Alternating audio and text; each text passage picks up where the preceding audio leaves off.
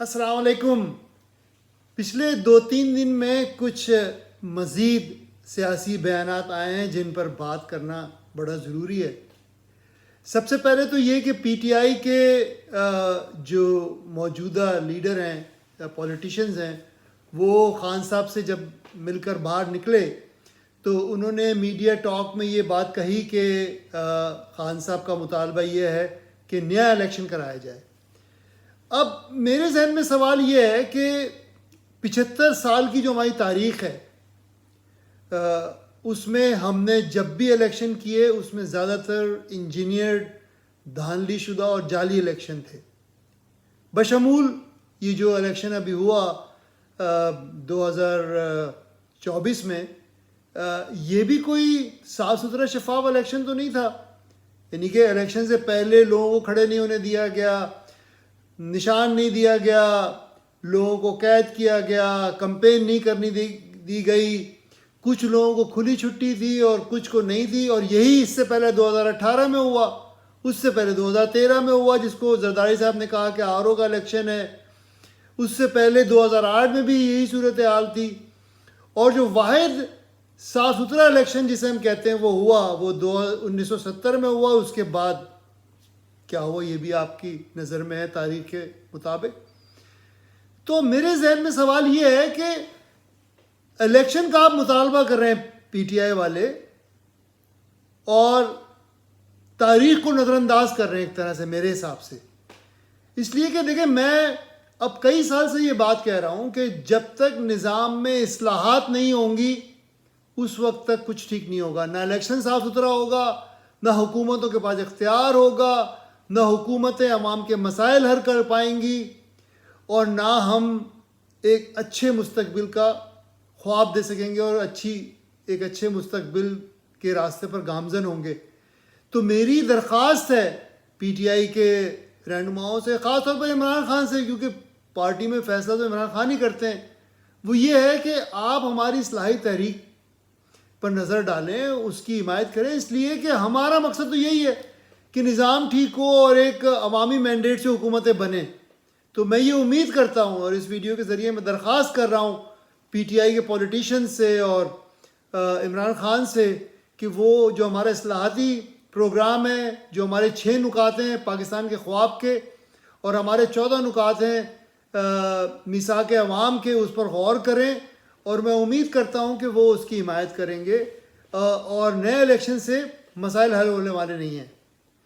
اب اس کے بعد جو دوسرا اہم بیان آیا وہ علیمہ خان نے دیا، خان صاحب کی جو بہن ہیں، اب وہ بھی سیاست میں آ چکی ہیں اور بھرپور حصہ لے رہی ہیں سیاست میں۔ انہوں نے یہ کہا جی خان صاحب یہ چاہتے ہیں کہ جنرل عاصم منیر نیوٹرل ہو جائیں۔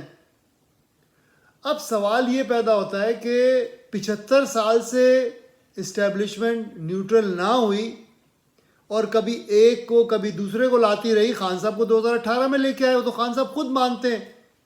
اس سے پہلے 2013 میں نواز شریف کو لے کر آئے، 2024 میں شہباز شریف کو لے کر آئے، اس سے پہلے زرداری صاحب کو لے کر آئے۔ زرداری صاحب کو سندھ میں رکھنے والے بھی یہی ہے اسٹیبلشمنٹ۔ تو 75 سال کی ہماری تاریخ ہے جس میں اسٹیبلشمنٹ نیوٹرل نہ ہوئی، اور اب خان صاحب چونکہ عوام میں پاپولر ہیں، ان کا خیال ہے کہ وہ نیوٹرل ہو جائیں تو ان کی حکومت ایک نیا الیکشن سے بن جائے گی۔ لیکن یہ بھی میرا خیال ہے کہ مسئلے کا حل نہیں ہے، اس لیے کہ اگر اسٹیبلشمنٹ سیاست میں ملوث ہے تو اس کا قصور تو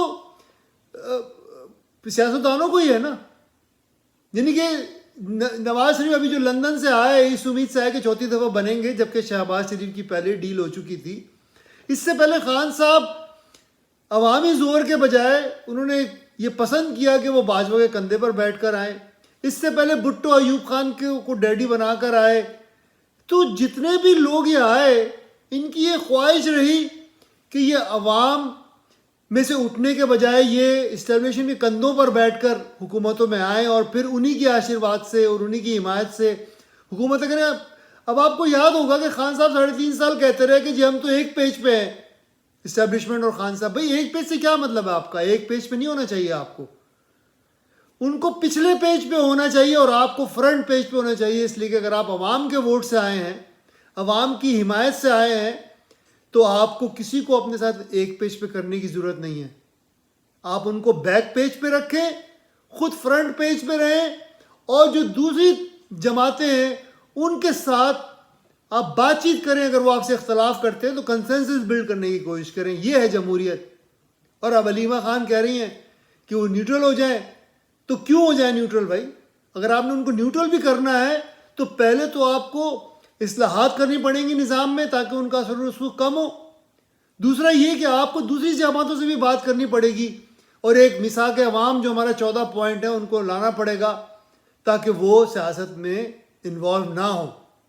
اور فوج سے بھی ہمیشہ میں نے یہ درخواست کی کہ بھائی اگر آپ ملک کو مضبوط اور مستحکم دیکھنا چاہتے ہیں تو آپ کو پیچھے ہٹنا ہوگا اور سیاستدانوں کو آگے آنے دینے کا موقع دینا ہوگا تاکہ وہ سویلین حکومتیں, ایک مضبوط سویلین حکومتیں آ سکیں اور ملک کو ترقی پر ڈال سکیں.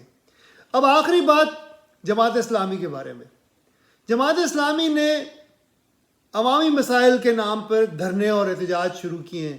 اچھی بات ہے, اور وہ مطالبہ کر رہے ہیں کہ ٹیکس کم کیا جائے اور بجلی کا بل کم کیا جائے, لیکن وہ یہ نہیں بتا رہے کہ ان کا معاشی پلان کیا ہے, ان کا متبادل بجٹ کیا ہے. میں دیکھیں بار بار یہ درخواست کر رہا ہوں. یہ کہنا بڑا آسان ہے کہ جی حکومت بجٹ کم میں ٹیکس کم کر دے اور جی ایس ٹی کم کر دے اور بجلی کا بل کم کر دے, لیکن آلٹرنیٹ بجٹ کیا ہے؟ اگر وہ کم کریں تو ریونیو کہاں سے لیں گے؟ یہ بھی پورا متبادل بجٹ دے نا.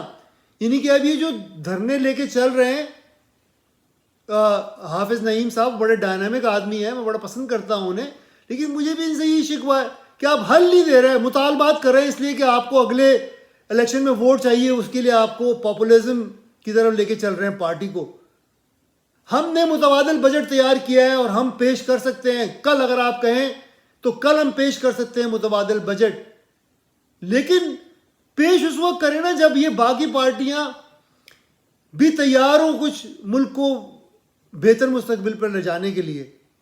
تو میری آپ سے یہ درخواست ہے, میں آخری بات آپ سے کرنا چاہتا ہوں, عوام سے, کہ آپ پاپولزم کے پیچھے بھاگتے رہیں, آپ بھاشنوں کو اہمیت دیتے رہیں, آپ مسیحا کی تلاش میں رہیں, تاریخ پر نظر ڈالیں.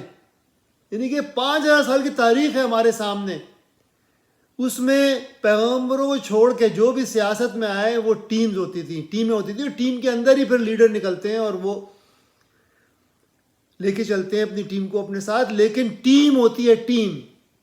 دیکھیں خان صاحب نے 22 سال یہ کہا قوم سے کہ میرے پاس ٹیم ہے, لیکن جب حکومت ملی تو ٹیم کہیں نظر نہ آئی. نواز شریف کا بھی کہنا یہ تھا کہ میرے پاس ٹیم ہے, لیکن جب ٹیم آئی تو اسحاق ڈار کے علاوہ کوئی نظر نہیں آیا ٹیم میں, اور اسحاق ڈار اپنی چیزوں پر چلتے رہے, کچھ خاص لوگوں کو خوش کرنے کی کوشش کرتے رہے.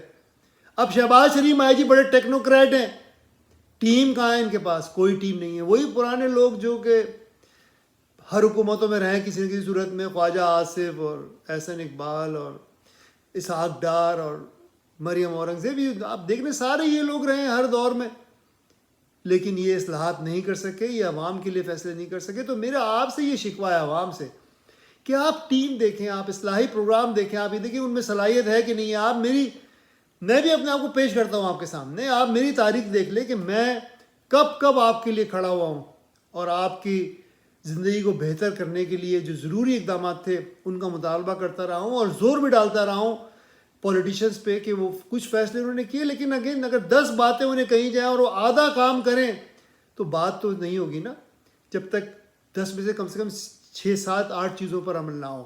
تو میری آپ سے درخواست ہے کہ انشاءاللہ ہم اصلاحی پروگرام کے لیے جو ٹیم اکٹھی کر رہے ہیں اس کو لے کے چل رہے ہیں, آپ کے سامنے اپنے پلان پیش کر رہے ہیں, آپ اس کی حمایت کریں گے اور اس ویڈیو کو دوسرے لوگوں تک بھی پہنچائیں گے اور اپنی آراء سے بھی آگاہ کریں گے. شکریہ.